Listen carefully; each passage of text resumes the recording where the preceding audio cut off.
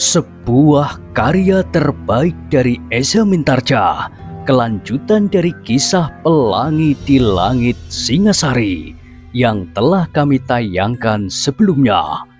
Kisah kolosal bernuansa sejarah dan fiksi di kehidupan tanah Jawa dengan judul Bara di Atas Singgasana. Pada kesempatan yang sangat baik ini, kita masuk pada bagian yang pertama dengan episode Putra Mahkota. Sahabat Permata TV yang tercinta, saat ini kita sampai pada seri yang ke-15. Selamat menikmati.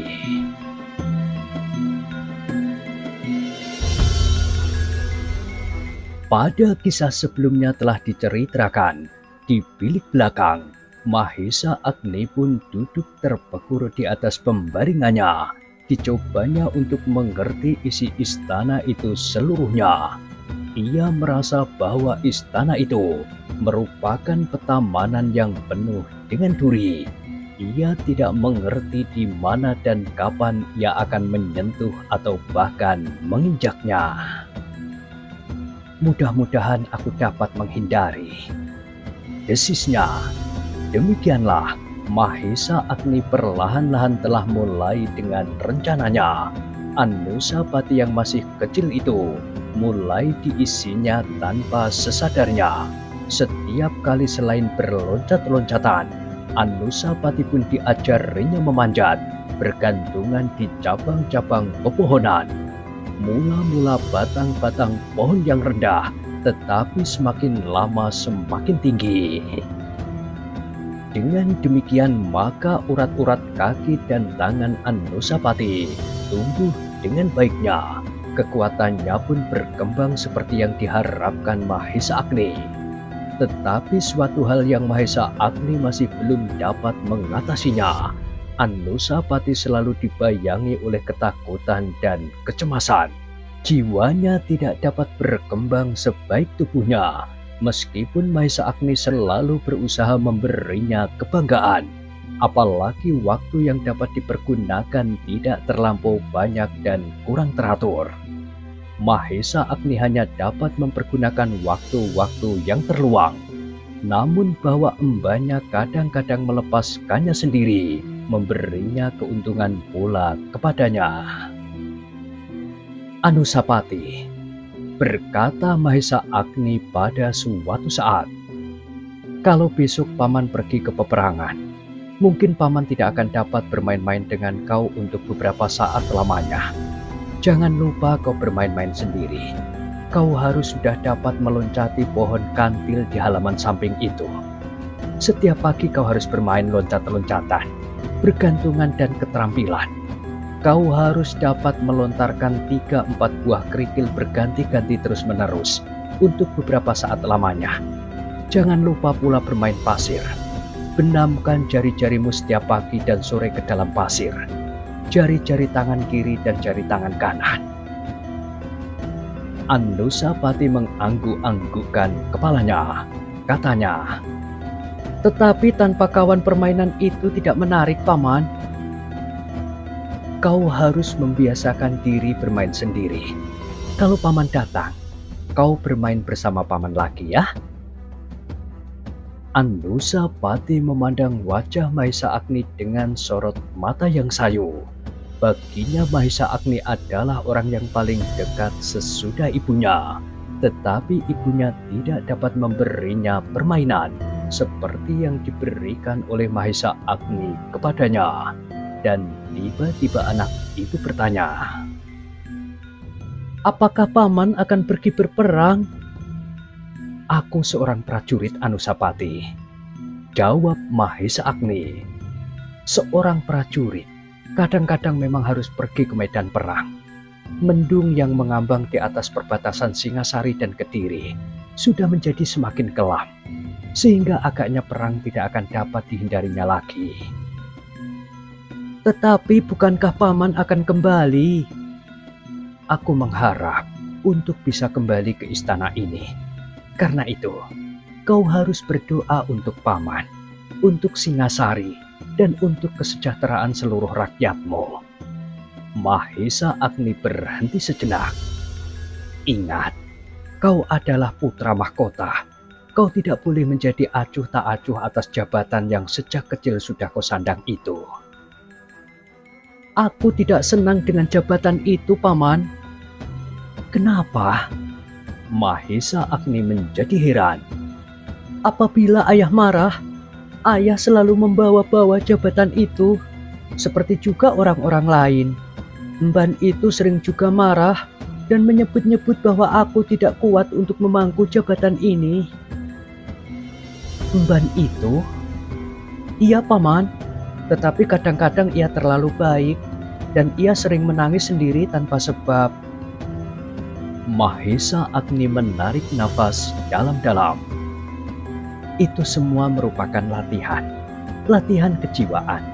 Kau sedang diuji apakah kau dapat mengatasi semua godaan itu. Kalau kau berhasil, kau kelak akan menjadi seorang raja yang paling mengagumkan. Anusapati mengangguk-anggukkan kepalanya, tetapi ia bertanya, apakah setiap raja, seperti Ayahanda Sri Rajasa, juga terlampau sering marah? Mahesa Agni tidak segera dapat menjawab pertanyaan anak itu, apalagi ketika Anusapati melanjutkannya. Dan apakah apabila kelak aku menjadi raja, aku juga harus selalu marah-marah seperti ayahanda itu? Mahesa Agni tersenyum. Jawabnya, sebenarnya ayahanda tidak marah, tetapi ayahanda ingin agar kau menjadi seorang anak yang terlampau baik. Anusapati tidak dapat mengerti keterangan itu, meskipun ia tidak bertanya lagi.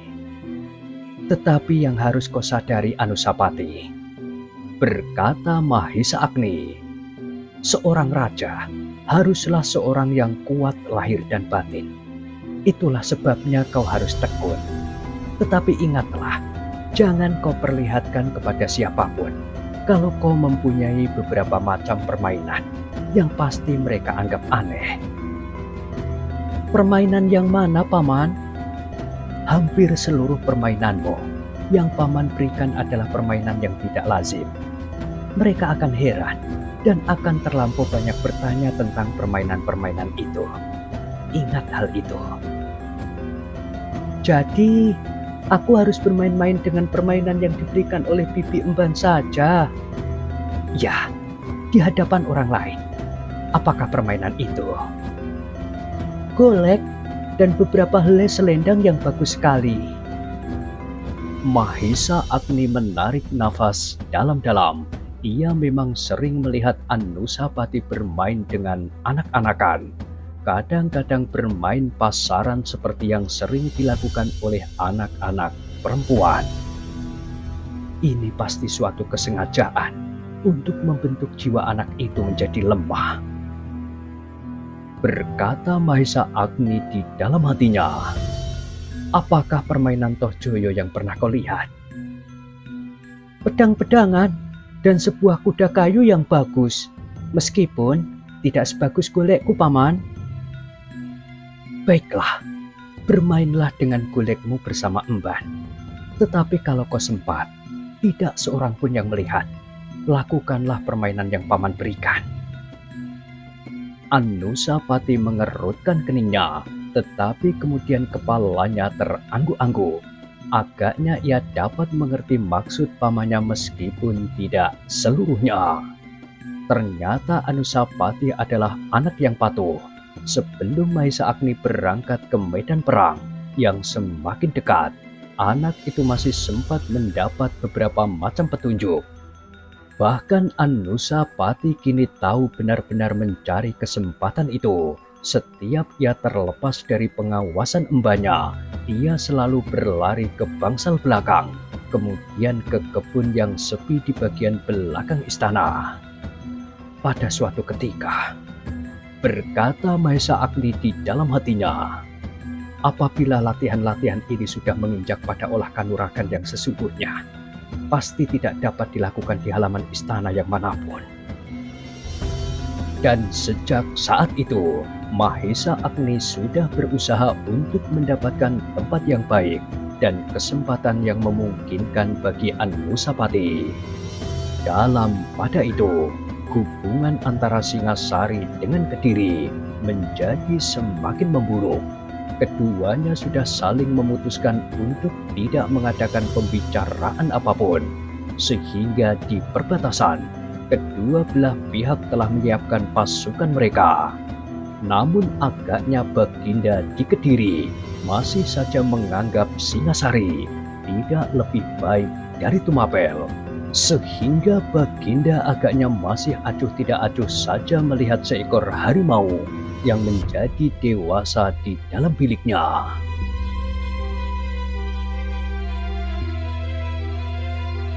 Dengan demikian, maka persiapan-persiapan yang dilakukan tidaklah sesempurna persiapan yang dilakukan oleh Ken Arok, baik di perbatasan maupun di seluruh negeri.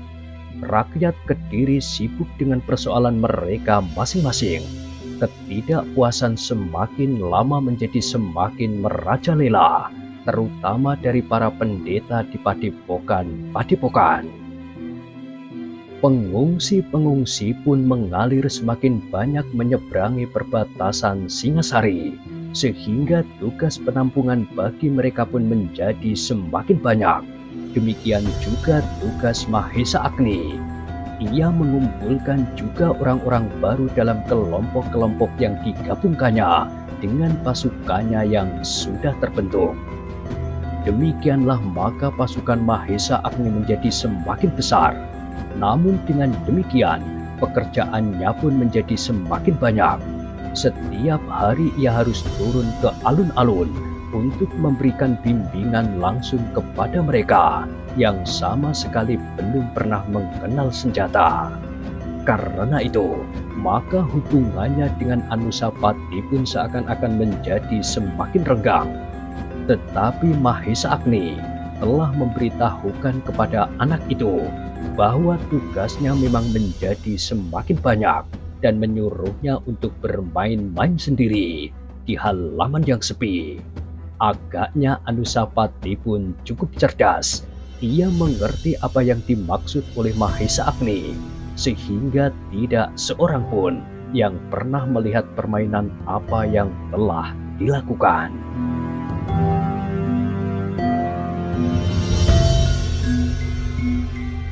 Ternyata Anusapati semakin lama menjadi semakin terampil.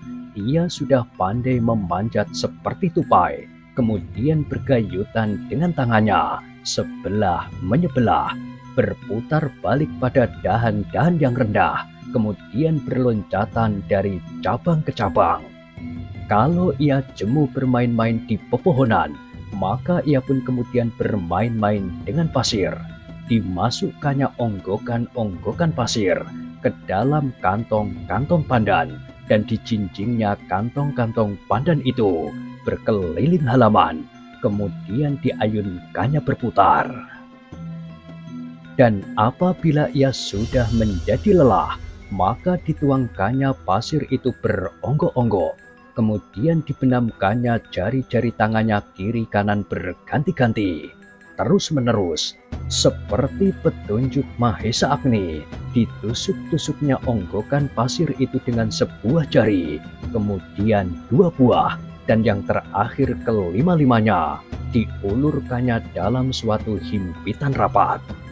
Demikian bersungguh-sungguh, sehingga kadang-kadang jari-jari tangannya itu menjadi lecet dan berdarah. Tetapi anak itu tidak menghiraukannya. Permainannya yang lain adalah memukul onggokan pasir itu dengan sisi telapak tangannya, semakin lama semakin keras, sehingga sisi telapak tangannya menjadi keras. Selagi Mahesa Agni masih sempat, meskipun hanya sejenak, ia menyaksikan kemenakannya itu bermain sambil mengangguk-anggukkan kepalanya. Anak itu memang mewarisi kemampuan seperti ayahnya. Tunggul Ametung, kekuatannya berkembang dengan pesatnya, keterampilan dan kemampuan. Tetapi apabila setiap kali Mahesa Agni melihat air mata mengambang di mata anak itu, hatinya menjadi berdebar-debar. Kekerdilan jiwanya yang masih belum dapat diatasi oleh Mahesa Agni. Lambat laun, ia mencoba untuk tidak berputus asa, dan agaknya kemampuan jasmaniah anak itu memang memberinya harapan. Emban pemomong Anusapati yang setiap hari bergaul dengannya itu pun sama sekali tidak mengetahui bahwa momongannya itu memiliki kemampuan yang sama sekali tidak disangkanya. Setiap kali Anusapati bertemu dengan Tohjoyo, maka setiap kali Anusapati selalu menjauhinya. Apabila pada suatu saat keduanya bertengkar, maka Anusapati sama sekali tidak berdaya menghadapi adiknya seayah. Kalau Anusapati didorong oleh Tohjoyo, anak itu selalu jatuh tertelentang atau terjerembab. Tertatih-tatih ia bangun dan dengan tergesa-gesa menyingkir jauh-jauh. Kalau Tohjoyo tidak berhasil menyakiti Anusapati, maka anak itu menjadi marah dan kadang-kadang menangis, mengadukan masalahnya kepada ayahandanya, Baginda yang langsung marah kepada Anusapati. "Ajari anak itu baik-baik," berkata Ken Arok kepada emban pamomong Anusapati. "Aku sudah memberi kau petunjuk. Anak itu harus menjadi anak yang rendah diri, lemah dan tidak mempunyai gairah bagi hari depannya. Kau tahu maksudku?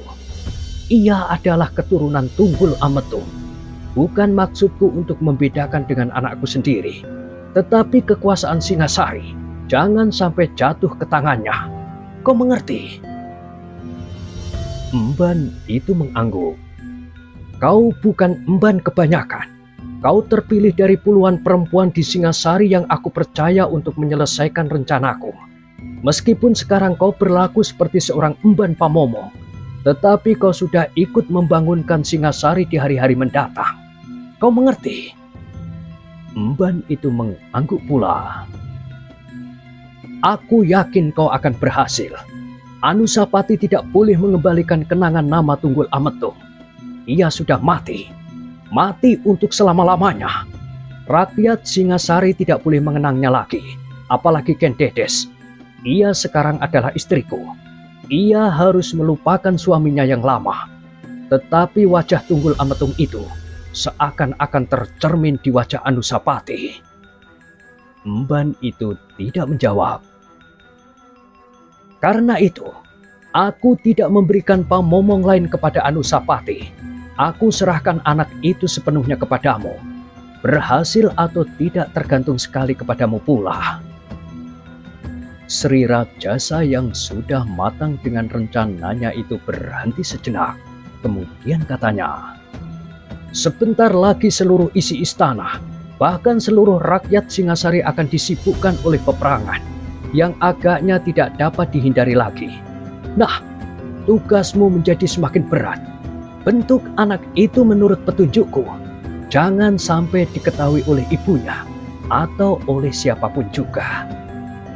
"Hamba tuanku," jawab emban itu kemudian. "Kalau kau gagal, kau akan menyesal." Emban itu mengerutkan keningnya. Ternyata tugas yang dibebankan kepadanya terlampau berat untuk dilaksanakan. Semula ketika Ken Umang menyerahkannya kepada Sri Rajasa, ia merasa bahwa ia akan dapat melakukan tugasnya dengan baik. Tetapi ketika ia sudah berada di sisi anak itu, terasa bahwa tugas itu bukan sekedar dapat dilakukannya dengan sambil lalu. Membentuk seseorang menjadi seorang yang terlampau berkecil hati, lemah dan tidak mempunyai gairah apapun bagi masa depannya. "Aku lebih senang untuk mengasuh Tohjoyo dan membentuknya menjadi seorang anak laki-laki," katanya di dalam hati.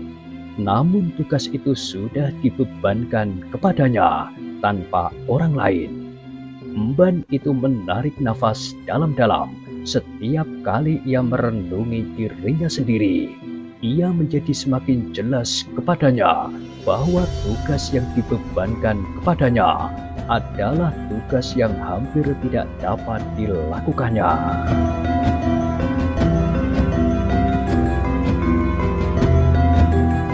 Sementara itu, kemelut di perbatasan menjadi semakin panas. Pasukan Singasari mengalir seperti arus sungai dari segala jurusan ke perbatasan. Pada suatu saat, Sri Rajasa Batara Sang Amurwa Bumi merasa bahwa waktunya memang sudah tiba untuk menyatukan Kediri dan Singasari. Namun agaknya Kediri yang merasa dirinya terlampau besar tidak mudah untuk merasa cemas menghadapi persiapan Singasari yang menurut penilaian orang-orang Kediri tidak lebih dari Tumapel. Sehingga dengan demikian, Kediri masih saja tidak mempertinggi persiapan mereka. Mereka menganggap bahwa kekuatan yang diletakkan di perbatasan sudah cukup besar untuk menghadapi kekuatan Singasari. Pada itu, Sri Rajasa benar-benar telah bertekad untuk tidak gagal. Semua pasukan telah berada di perbatasan, selain pasukan keamanan yang masih tersebar di seluruh Singasari. Bahkan pasukan khusus yang dipimpin oleh Mahesa Agni pun telah berada di pusat kekuatan Singasari. Pasukan itulah yang akan memasuki Kediri bersama-sama dengan pasukan inti dari Singasari. Dengan demikian maka Mahesa Agni harus segera meninggalkan istana dan Anusapati. Dalam kesempatan terakhir Mahesa Agni berkata kepada Anusapati, "Paman akan segera berangkat Anusapati.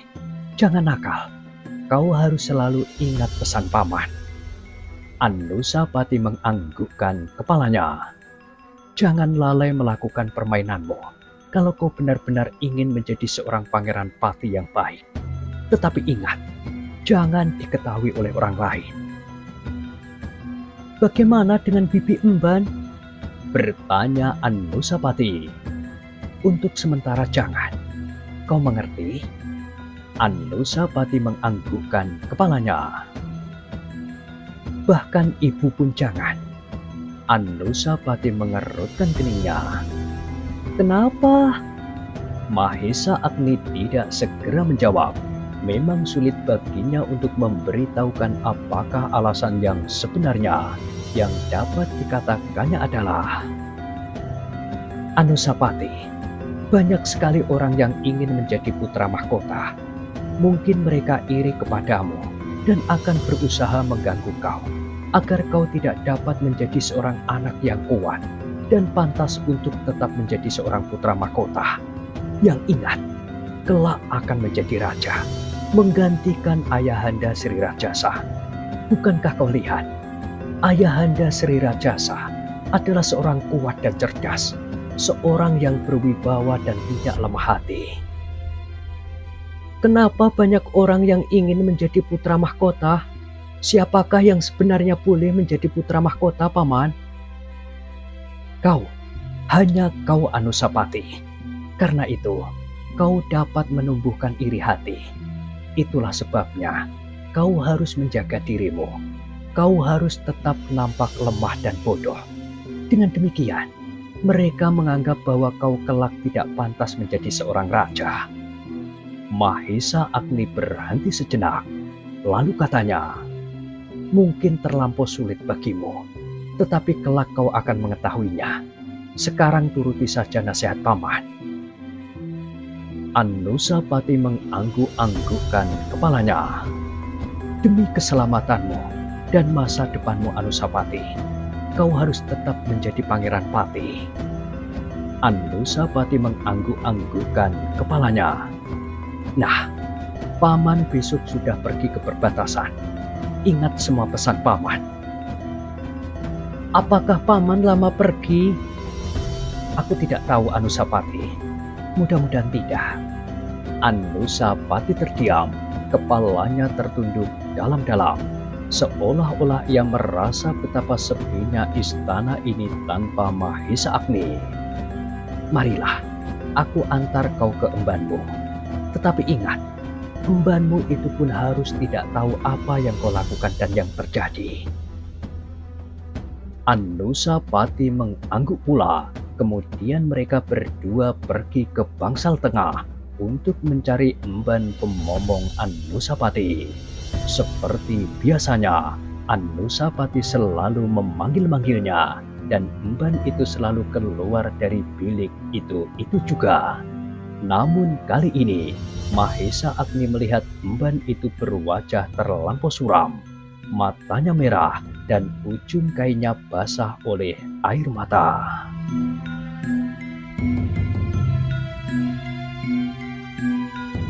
Apakah kau menangis, Bibi? Bertanya Anusapati. Dipeluknya anak itu dan diciumnya di keningnya. Tidak, Nger. Bibi tidak menangis. Marilah Tuan mandi. Nanti Tuan segera tidur. Emban, berkata Mahesa Agni kemudian. Besok aku sudah harus meninggalkan istana. Aku tidak dapat lagi membantu mengawasi dan bermain-main dengan anak itu. Meskipun Baginda Sri Rajasa sudah mempercayakannya kepadamu, tetapi aku sebagai seorang paman menitipkan anak itu pula. Kau tentu sadar, apakah artinya seorang pangeran pati? Ya, Tuan. Perempuan itu masih akan menjawab, tetapi bibirnya serasa menjadi terlampau berat dan matanya menjadi semakin basah. Mahesa Agni menjadi heran melihat tingkah laku emban itu. Ia tidak dapat meraba sama sekali apakah yang ada di dalam angan-angannya. Bagaimanakah sebenarnya tanggapannya terhadap Anusapati? Karena itu berbagai masalah bergulat di dalam hatinya. Bahkan kadang-kadang ia dicekam oleh kecurigaan yang luar biasa. Apakah emban itu mendapat tugas sampai pada puncak kelicikan dan menyingkirkan Anusapati perlahan-lahan? Tetapi kadang-kadang tumbuh kepercayaannya kepada emban itu, bahwa emban itu menaruh kasih kepada Anusapati. Ternyata setiap kali anak itu diciumnya, dibelainya dan dimandikannya baik-baik sebelum dibawa ke pembaringan. Bahkan kadang-kadang seperti yang dikatakan oleh Anusapati, emban itu sering menangis tanpa sebab.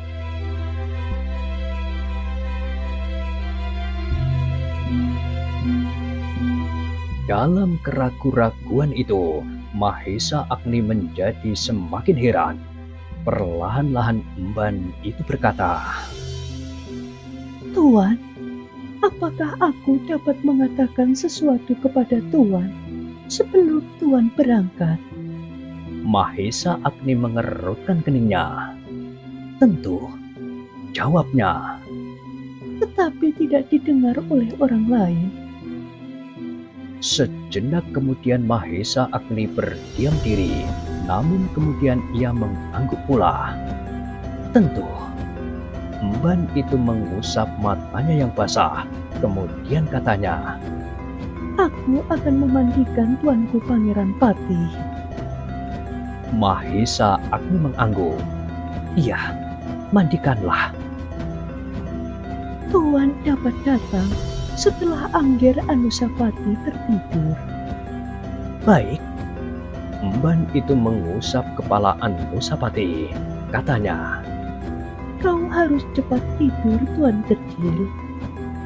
Anusapati tidak menjawab, tetapi berbagai pertanyaan tumbuh di dalam kepalanya.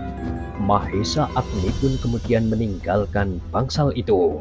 Perlahan-lahan ia kembali ke biliknya. Dari kejauhan dipandanginya bangsal tempat permaisuri dan putra-putranya yang kecil tinggal.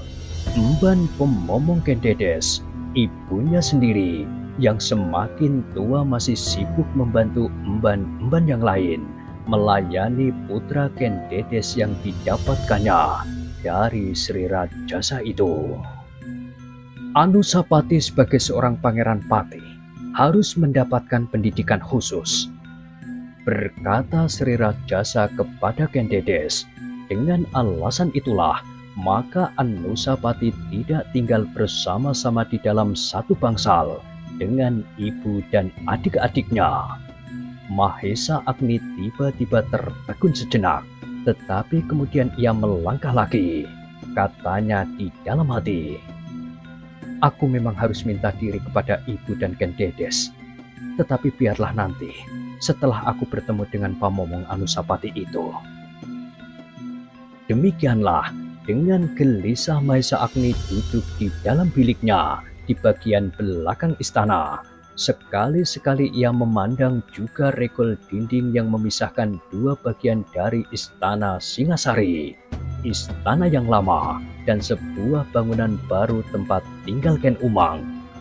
Tetapi Mahesa Agni sama sekali tidak berani mendekati regol itu, kalau ia tidak ingin membuat persoalan yang dapat mengganggu usahanya membina Anusapati untuk selanjutnya.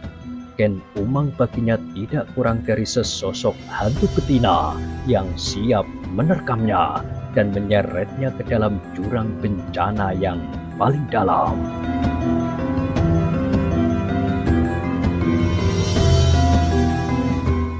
Nah, bagaimanakah kisah selanjutnya? Silahkan ikuti terus kisah Bara di Atas Singgasana pada kesempatan berikutnya.